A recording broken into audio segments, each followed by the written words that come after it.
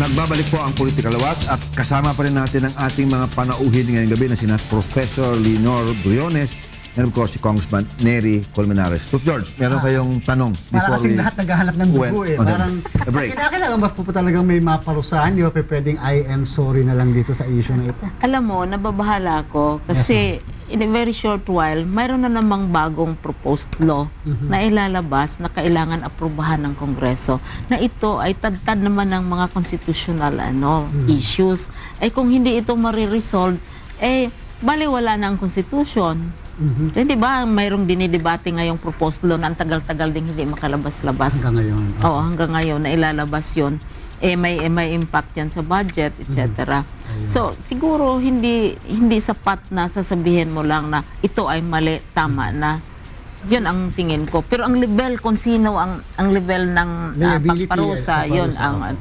Hindi ako ang eksperto dyan. Dapat may managot. Napakalaking pera ang nawala. Mabuti sana kung inosente sila. Sabi nga ng Supreme Court, Secretary Abad, expert, PhD ka na sa budget. Hindi mo pwedeng sabihin na hindi mo alam ang definition ng savings. Nasa gitna ng taon, hindi pa kompleto ang project, savings na, di ba?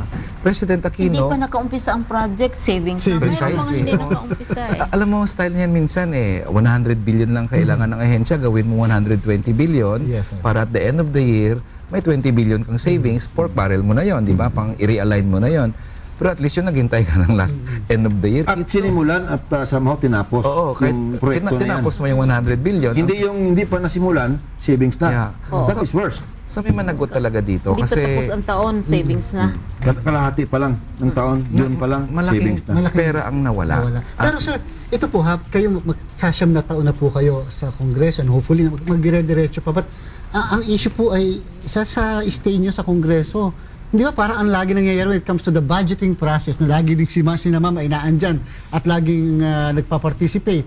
Eh parang garbage in, garbage out. Kung ano yung pinropose na executive, ang Kongreso naman willingly, approve lang ng approve. Hindi ba parang lagi na lang isinusurrender ng Kongreso ang kanyang kapangyarihan na sa principle ng separation of power and check and balances man lang, eh matingnan natin yung kapangyarihan ng executive na nagpo-propose ng budget. Actually, during committee hearings, binabantayan namin at inaaral namin ang budget. Sa plenary, pinaliwanag ko yan sa, nag-interpellate ako sa kay Congressman Ungab na who is the head of the chairperson. Pinapaliwanag ko yun actually sa kasamahan namin. Bakit ang laki ng lump sum? Bakit ang laki ng lump sum? Pag malaki ang lump sum, ang pork barrel sa 2014 budget is 932 billion pesos at least. Kasi pwede pang lumaki. And that would be for 2015. For 2014. So nandyan na. For 2015, sigurado yan. Mas malaki lalo. Lalaki yan kasi election na. Kaya the more reason na may accountable Saka dapat may new dito. political entity. At dapat may. So ang pagkasabi namin yan, bakit 20 billion pesos for the repair of roads? Hindi nyo ba alam kung ano ang kalsadang ipapagawa nyo next year? I-itemize nyo nga. Tama. Ibang sabi ko palagi dyan, pag ang anak mo, Joe, lalapit sa'yo, Dad, pahingi ng 10,000 pesos. Hindi ka lang bibigay ng pagano. Para sa ano? Para saan? School needs, Dad. Di ba sabihin mo, teka muna, specify mo. Eh hindi ka nga magbibigay ng lump sum sa anak mo. Sa politiko, magbibigay ka ng lump sum. Di para na lang ginisa ka sa sarili mo mantika. Why was the... Mahal pa naman ang bawang ngayon. Why was Kami, this... matagal na naming sinasabi yan na halos kalahati ng total expenditure ng government ay lump. At saka, walang detalye. Bukol Yun lahat, lang bukol ng kalahati. bukol. Oo nga, sinasabi ko, punong-puno ng bukol ang ating budget system. Pero hindi, at saka sinabi ko pa sa mga colleagues ninyo with due respect, how can you stand it? You allow Malampaya to be lump, you allow special purpose fund to be lump, you allow all those big ticket items to be lump sums. How can you bear it na inaapakan na nga ang inyong prerogatives na talagang to look at the details of the budget? Why is this not being questioned? Just like the DAP before the Supreme Court. Well, it's a possible issue. Siguro we'll wait for justiciable case. Controversy. Naghihintay lang kami nan kasi the next step is lump sum. Pero alam mo, isingit ko na rin kahit na may decision ng Korte Suprema sa DAP, unconstitutional, there is still a large pork barrel in 2014. Kaya ang proposal na talaga namin, magpasa na talaga ng law na will criminalize lump sum. Or will criminalize the pork barrel system. Kaya Can that ever be passed? No. That will not pass. We filed the bill to abolish the pork barrel in Congress July of last year Last pa. year, It will never pass. Kaya ang proposal namin, people's initiative na talaga. A people's initiative that will pass this law. We only need about 10% of the total number of registered voters. In each congressional district. In each district, 3% lang nga in each district. So, 3%. 52 million voters, we need 5.2 million signatures. Tingin namin kahit Kayang-kayang kuhanin. 10 million kayang-kaya. Marami ang galit sa pork barrel. Alam nyo, itong kaso ng mga senador, it will take 5 years siguro, di patapos yan. Bakit? There is no law that directly criminalize pork barrel or lump sum. Kaya ang bill na final namin, you insert a lump sum, you insert a pork barrel, 1 to 10 years imprisonment. You intervene in the project, nang-omission ka, o whatever, naghanap ka ng kontratista, 1 to 10 years imprisonment. Para wala nang masyadong maraming whistleblowers, wala nang Bakit di tunet-tuneladang pa light na lang lahat? Hindi, kasi without prejudice to their cases under anti-graft law. Pero So, sir, dagdag lang yan. hindi ba hindi naman magandang tingnan din sa isang demokrasya, representative democracy at that, na ang tao na mismo ang nagdidesisyon samantalang kung tutuusin, kaya nga kami naghalal ng mga representante. Well, bakit nilagay ang People's Initiative sa konstitusyon? That's because in our experience ng martial law, may mga batas na kailangan ng taong bayan ayaw ipasa ng batasang pambansa. Just like the anti-political dynasty Just bill like the and the anti-politic- freedom of information Just bill. like Yes. that. So, tingin namin ito yung medyo may chance pumasa. Bakit nila ipagsabay na? Pardon? Ipagsabay na. In addition to that, Mahirap kasi... All of sabay mo na yung anti-political dynasty at saka One question lalo sa- one subject matter. lang. Ma-question kami. Ito may tanong ako, ma'am din. Sabi ni sir, sige, pwede naman baka pwede naman ang ating mga congressmen ay magpursige talaga, lalo-lalo na kapag ka nag-originate sa kanila yung budget bill.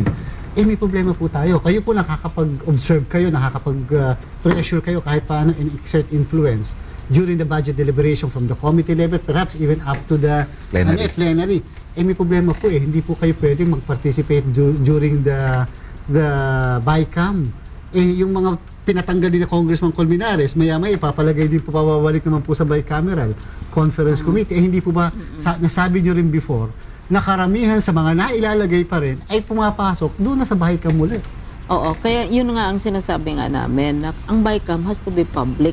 Yun nga lang, they went through the motions na public na daw si BICAM, pero yun ang final decisions na botohan na lang, wala nang ding detalye ulit. Tapos, a little over an hour lang.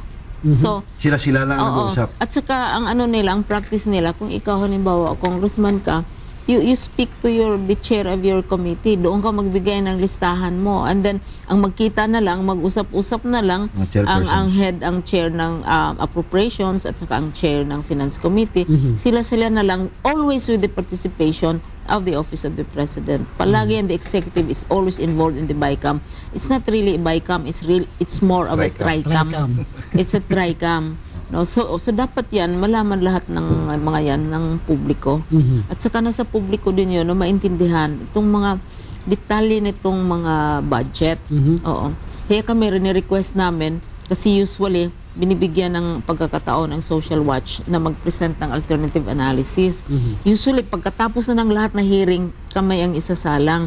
Gusto namin, ang request namin, kami ang mauna para makita ng mga congressmen Ma'am, kung saan ang mga problemang areas. Napaka-importante po ito, lalo-lalo na yung advocacy ng inyong grupo. Pero kung nangyayari po ito sa Kongreso, hindi po ba pwede rin mangyari sa mga local legislative councils? Yes. Na kung saan yun, mas hindi masyadong pinapakialman halos ng mga mamamayan ng mga probinsya. Yes. Ngayon. Kasi ngayon, even SKs have pork barrel. Councilors have pork barrel. Lahat ng mga leading officials may pork barrel din sila. At saka mukhang maliit dahil kung i-compare sa national, kung individually. Pero pag sama-samahin mo yan, and remember, you have at least 3 or 4 local government units na ang budget nila ay billion peso level na. Oo. So, actually, significant din ito. Kaya kailangan sa national mag-set tayo ng example para naman makaisip-isip. Oo. Kasi even the barangay has a pork barrel. Yes, Oo. Congressman, what will happen now sa July 28 when the President delivers his 5th State of the Nation address? Well, una muna, I'm sure maraming taong bayan ng people's organizations ang magpo-file ng impeachment complaint sa House, no? sigurado yan. And they have all the right. Kasi pera nila ang nawaldas dito sa DAP eh. So that impeachment complaint will be hanging over the head of the President while he delivers his SONA. So sa ganang amin, ang hiningi lang naman namin sa mga kasama namin, Yes, sir. don't go back to the Arroyo days na numbers game ulit yung impeachment. Na parang hindi pa nga namin nabasa ang complaint, ibablock na namin yan. Kung totoong boss namin ang taong bayan, Pabayaan lang natin. paano ba nang makinig ka doon sa sinasabi nilang complaint? Eh, kahit liberal ka, kahit na ano pa man ang partido mo, di ba? So, tingin ko papasok na yung impeachment complaint, whether we like it or not, it's a matter of time, may magpa-file na dyan. And that will be the one that will provide color during the SONA, because that will be the SONA when President Aquino is facing an And impeachment. there are members of Congress who are willing to endorse it Definitely. to the Committee on Justice. Kami naman nagpe-petition. Ang sa amin, we've studied the case. We know there is liability. Kung mag-endorse lang naman kami, what does it mean? It means na ito tackle. So may process. Wala namang sinasabing And ma-impeach na eh. what would be the ground? Yung sinasabi, yung culpable violation of the Well, Constitution? sa akin, dalawa yan. Ang theory ko dyan, the moment you commit a violation of the Constitution, which at the same time amounts to a criminal offense, that is a culpable Revised violation. Penal Code. So the act here is both a violation of the Constitution and a violation of the Revised Penal Code, di ba? Yes. And therefore, enough ground. Culpable violation. Okay. Ang pangalawang theory ko, this is just my theory, Yes. I'm not a justice of the Supreme Court. There are 6 grounds to impeach.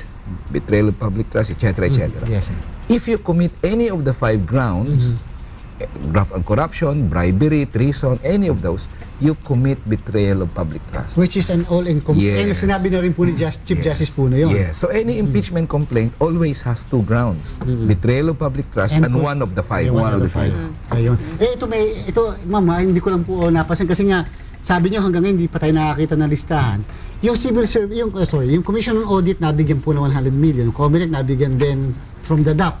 More or less, ganun content. 142 yata. Ang or Senado meron, mukhang yung mga sa Kongreso may naibigay. Mukhang Si ang Supreme MNLF Court nabigyan din. walang naibigay ang Supreme Court. Nakatulong ba yung hindi nabigyan ng Supreme Court ng DAP? Well, I hope the decision was not based on whether or not you received the DAP. But look at the immorality. Let's just go to the Yes, morality. please. Yes, sir. You're paying independent bodies. Ang COA, yun yung mag-audit sa'yo, bibigyan mo ng pork barrel. Ang COMELEC, yun ang nag-ano sa eleksyon, nagsusupervise, bibigyan mo ng pork barrel. Ang Kongreso, yun ang nag-approve ng budget mo, bibigyan mo rin ng pork barrel. At ang Senado na nagtatry ng Impeachment, impeachment. bibigyan mo rin ng pork barrel. Ayun. Parang ang hirap sabihin good faith eh. Kasi parang ang allegations, you're trying to bribe this institution. May listahan Timeline. kasi dito kung yung mga walang appropriation kung kanino napunta, no? Eh halimbawa, sinasabi dito, Cordillera People's Liberation Army, 1.5 billion. Billion. 1.8 billion Moro National Liberation Front. Quezon Province, 700 million. And then yung 50 to 100 million for certain senators. Pagkatapos, ito din, kinu-question pero hindi masyadong na-pick up ng public. Yung 10 billion at saka 20 billion na equity infusion na binigay sa Bangko Sentral to build up its capital. 30 billion lahat yan. Bali 30 billion from the DAP. From the And Bangko Sentral is an independent So talagang attack against the autonomous independence of- ito, May financial sariling charter, institution. oh. May sariling charter at saka hindi talaga yan bahagi sa fiscal hindi yan binibigyan ng budget dahil Dapat di kinapital na pakialaman yun. Oo. ng, Kinapitalan national ng 10 at saka 20 billion from a fund dito sa mga walang appropriations, di ba? Yes. Yung sa last part na walang appropriations. In fact, during the petition, may na-notice ako which I inserted in doon sa petition, sa memorandum, meron pang ARMM 8.5 billion. Yes, yeah. Nasa budget namin, May budget na sila. 2013, Binigyan nyo na. Meron. 2.5 billion, meron na. Plus 8.5 pa. Tapos So, 11 nagdagdag na. sila ng 8.5. Election year in 2013 eh. Sabi namin, kung tingin nyo, kailangan pala ng ARMM ng 10 billion, bakit hindi yun nilagay sa budget na sinabit nyo sa amin? Pero sir, hindi kayo Binigyan sila ng Opo. 8.6 billion Plus tapos 2 point pa. mayroon pang 1.8 para sa MNLF. Yes, see? Pero hindi kayo maganda MNLF or MILF?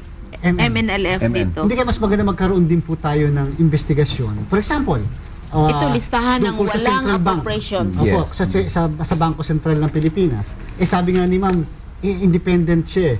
So, hindi kayo na-violate yung pinaka-charter ng Bangko Sentral at ano ba talaga ang extent na pwedeng tumanggap ang ganong ahensya sa batas ng mga ganyang klaseng pondo. Yes. Kinakailangan din siguro ma-reconcile. Galing sa pondo na walang Na walang appropriations. Double whammy to Well, eh. Originally, dapat COA ang mag-investigate nito Ayun. Kaya Yes. lang ang COA nabigyan din ng pork barrel. Kaya parang wala silang special audit sa DAP. Nag-special audit sila sa PDAP but not sa DAP. Congress can investigate, of course. Siguro sa budget deliberations, we can ask the hard questions, no? Pero in the end, sabi ko nga, kahit magsikreto silang mag-bycam, kahit palusot sila, pero kung may batas na nagsasabi, the moment you insert a pork barrel in the budget, 1 to 10 years imprisonment. Sige, magsikreto kayong bycam, sige. Basta pag lumabas ang budget at meron kayong pork barrel dyan, kulong ka. Di, ganun talagang sa amin eh. Yung timeline, ma'am, congressman, yung timeline sa pag-release ng mga SARO, pag-approve ng pagbigay ng mga DAP funds, merong October of 2011, Yes. which was of course before the impeachment complaint, which was filed against Corona December of 2011. And then, merong mga ibinigay, at least sa mga senador na mga nababanggit ngayon, ang petsa, March 15, 2012. 2012. Kasagsagan ng impeachment trial. Meron ding May 15, May 18, magbubutuhan na yata. And then, after that, after na-convict na si Corona, meron din mga nirelease. Ano ang tingin niyo Tsaka dyan? by June, lumabas na yung legitimizing document which Correct. is Circular 541. So, After 2012. nahuli yung... Ano ang reading niyo dyan? May bribery ba? Or may possible bribery? Well, Was it made to influence the outcome? Alam nyo, I was one of the prosecutors sa impeachment ng Chief Justice Corona. Nadismaya talaga ako nung nalaman ko namigay sa senator judges eh. Parang Kasi- sinasabi, ang hina ng prosecution. Oo, naniwala talaga kami na may kasalanan si Chief Justice. May irregularity talaga nangyari doon. And we would like to believe naman na nanalo kami on the basis of the evidence we presented. Ngayon nagkaroon ng ganong issue, parang nadungisan pa yung victory namin. Parang ako naman, Suspect. kung matalo kami, talo kami. Hindi, ganun talaga. Apo. Pero kung manalo ka, tapos Tapos meron nalaman mo palang na ganon. may ganon, Parang hindi mo na-deserve. hindi ko, Hindi, parang oo. ganon ang feeling ko tuloy. Meron pang isang malaking issue dun eh. Parang nabanggit yung MNLF. Hindi po ba, hindi naman siya government agency. Paano po siya Yun nga, 1.8 billion MNLF. Yung pamana, Tapos ano yan? 1.5 billion for the Liara People's Liberation Pamana is a Army. pork barrel eh. Oo. Yeah. Tapos yung certain senators, kasi hindi naman binigay yung detalye. Detalye. Mayroong Quezon Province na 700 million. And you know what? There was a case once I used to pursue na meron silang malaking pondo na binigay sa CPLA at sa MNLF Cordillera. returnees. Tapos nang hiningi kong listahan ng binigyan nila, kasi at that time, kay Arroyo Days pa ito binigyan nila ng sweldo ang CPLA ng 24,000 pesos a month each. Per member. Ang sweldo noon ng military was about 10 to 12,000 pesos ang sundalo. Magkano sweldo ng teacher? Hindi nga umabot. Tapos nanginingi ko ng Yung listahan, daw, sabi ko, NMA, ano, bakit PhD? nyo bigyan ng MNLF ng 24,000 pesos a month? Anong klase? Hiningi kong listahan, COA came to me and said, alam nyo, hindi na mahanap yung listahan na yon. But that was during the Arroyo time. Now, it happened again. Meron. Hingin na naman natin yung listahan dito. I doubt very much kung ma-explain ito. What will happen? What do you think will happen when the executive will once again submit its proposed budget for 2015? Starting after the president delivers his SONA. Meron kayang Will we meron still kayang be seeing pagbabago? No. these kinds of proposals? I think So far, meron na kami mga initial analysis based on the budget call. At saka yung mga details sa department. Same, one half pa rin ang walang detalye, one half ang mga nadetalyado Ang sa detalyado, mga ako. sa mga agencies. sigurado yan, of Joe. government. Sigurado. Hindi nagsusorry ang Malacanang eh. They didn't find anything wrong with that eh. Sigurado yan. Lalo na their chances to win in 2016, medyo unsure sila. Lalaki ang pork barrel sa 2015 So in budget. terms of relief, what can tayo na mga Pilipino, taong bayan, ano ang dapat gawin dito? Ano ang relief na pwede natin? Pupunta na naman tayo sa Supreme Court? Well, sa amin naman, ang arena dyan, syempre, isa sa korte, Supreme Court, no? Pangalawa, syempre, Public opinion. yung People's Initiative. People's Kinakailangan Initiative. By the way, I-push sa ko talaga August yun. 23, may meeting na ang People's Congress. Ilo-launch ang People's Initiative sa August 23 sa Cebu under the hosting of Bishop Palma. Pero other than that, yung tuloy-tuloy din na pagtuligsa ng taong bayan, yung mga advocacies Mga advocacy nila. yes. Kasi napipressure, alam mo yung PDAF naman, kahit anong daldal namin sa loob ng Kongreso against PDAF, kung wala namang outrage sa labas, hindi naman naaaras ang... Tapos numbers game pa rin. Yes. Sometimes you make government do something they don't want to do if there's enough people's outrage outside. At saka let us not forget the role of media. Yes, ma'am. Kasi para sa akin, combination yan ng media and civil society and the public na yun ang tutulak talaga sa ating mga officials sa government. Kasi ang civil society, we talk to each other Yes. most of the time. At saka limited, marami kaming members. Pero ang media, 5 seconds lamang, 10 seconds lamang, you reach already hundreds of thousands. At saka talagang very wide ang reach. Sa issue po ba ng DAP, remiss sa duty niya ang Commission on Audit? Well, I remember na sa 2011, mayroon silang comment. 2011 and 2012. Pero parang pahapyaw ba in passing na na-notice yung mga mga transactions na yan. But DAP as DAP, no?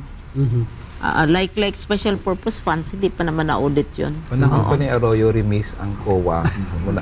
Ngayon, ang problema ng DAP, ng COA ganito. Opo. When they receive DAP, na nalaman nilang DAP, if they know na DAP, Dapat hindi binalik. sila umangal eh. So now, how can you come up with an objective report on DAP? Ikaw mismo tumanggap ng DAP. So, may problema talagang malaki yung pagbigay na yon. Lumalabas until now na si Secretary Abad ang utak, ang brains behind the DAP. Sa inyong pananaw ba, mayroon pa bang ibang mga utak, mga brains na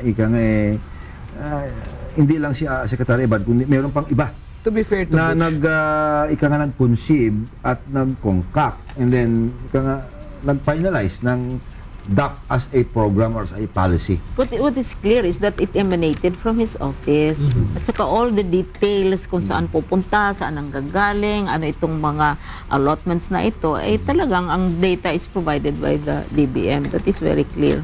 although ang namamahala sa budget, kaya dapat hindi lang si Secretary Butchaban. Ang namamahala sa budget is called the DBCC. Kasama dyan yung finance. In fact, ang head niyan is yung finance secretary. What is the The head of DBCC is DBM itself. Hindi ba si Purisima? No. Okay. So, but in any case, marami sila dyan. collegial? But the President approves. So, Ayan, yun ang- ito On bilang, recommendation pa rin yan ng DBM. Ayan, bilang parting words nyo, dahil si ma'am ay kinakailangan, alam nyo naman, napaka-busy. Naragari. Mainit na mainit sila. Bilang parting words nyo po, ma'am, okay, People's Initiative, kinakailangan ng sambayanan na. Pero ang tao ba, ang Pilipino, nag-reach na ng sense of maturity upang maunawaan ang lahat ng bagay na ito at upang mag-init ang damdamin nila na something went wrong at ito kinakailangan may managon? Hindi pa tayo naka-reach ng level of maturity, kaya umpisahan na natin. Tayo, media, civil society, the public, umpisahan na yan. Kaninang umaga, mayroong nagsabi, isang dean pa ng isang college of law na walang mangyari sa People's Initiative, walang mangyari sa impeachment. Pero sabihin natin walang mangyari, di wala talagang mangyari. Kung ganun kaagad ang attitude. At least sabihin natin sa future generations na during the night we were awake. Ayun. Yun ba sinabi ni Rizal? Oo. Na mayroon naman tayong ginawa. Hindi pa tayo nakaumpisa give up na. Kasi we have to move. Ayun. Kayo, kung pagkatapos ng term nyo ba, kayo magpatuloy pa rin na magpa-file ng mga kaso at patuloy pa rin sigurado magke-question? naman yan. Sigurado naman yan. I'll practice my lawyering ulit. At Will continue with your advocacy. Yes. Sabi nila ba human rights lawyer ka noon, hanggang ngayon may human rights violations pa rin. Ba't mo ginagawa? Two things. Una, trust. I trust in the capacity of the Filipino people to change their destiny. And the moment you trust that capacity, EDSA was people's action. If you have trust, then you cannot avoid hope. So, pag may hope ka na, and I'm sure all of us believe that we can reform our society. Ayan. Aba, George, kita mo. marami pa sana tayong gustong itanong. Trust Ano? and hope. You trust the Filipino, the capacity of the Filipino people, and then therefore you can begin to hope. And we were Kailan may awake. part 2? May part 2. And we were awake during the night. Ayun. Hindi tayo natulog. Naku, sa susunod tatalakayin There were natin those who were awake during the night. tatalakayin natin yung susunod na budget proposal nila dahil Yes, kinakailangan ma'am na magkaroon naman tayo ng discussion doon. Maraming maraming salamat po kay Professor Leonor Briones and of course, kay Congressman Nery Colmenares. At sa inyo po, mga poll watchers ng bayan, naway may karagdagang impormasyon kaming na ibahagi sa inyo sa pamamagitan ng paksang aming tinalakay ngayong gabi.